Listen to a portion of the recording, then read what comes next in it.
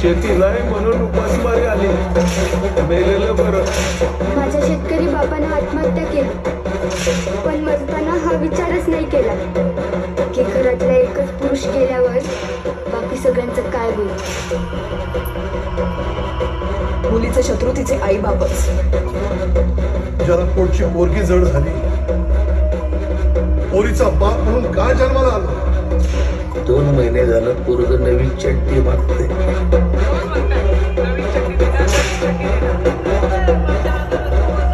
आता मेल्याशिवाय काय पर्याय नाही. शेतकऱ्यांच्या पोटी पोरं जन्माला येतातच कशा. मुलीचे शत्रू तिचे आई बापच.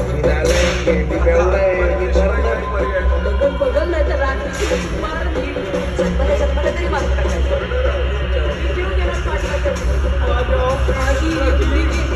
मरायचं तर असंच. नुसतं खानदान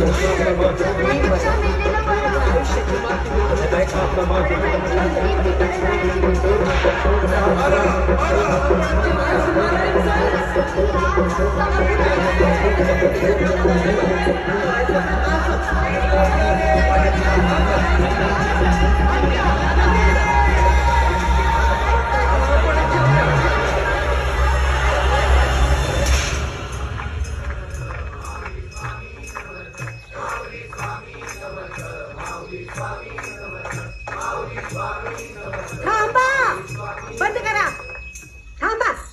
सारखे स्वामी स्वामी स्वामी स्वामी. बंद करा स्वामी पुराण. बाद झाले. आरत्या कीर्तन प्रवचन. पळून गेला तुमचा देव, पळून गेला. खालची वरची मधली सगळ्या आई फिरून आले मी, कुठंच नाहीये. कोण? त्यो म्हातारा? हा, अगं कुणाला बी आणतीस उभं करतीस आणि म्हणतीस त्यो म्हणाव हे त्याला. त्यो देव हाय?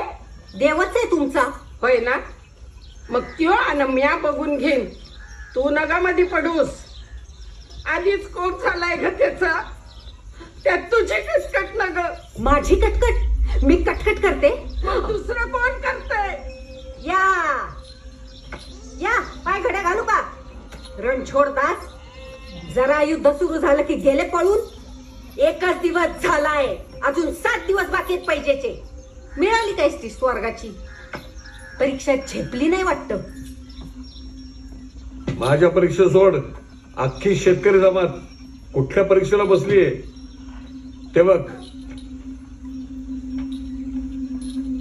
ज्यांच्या मनात मी डोकवलं ना ते स्टँडवर, त्यांना आत्महत्या करायची आहे. मनात डोकावलं? हा? मनात डोकावलं म्हणजे? म्हणजे मनात डोकवलं.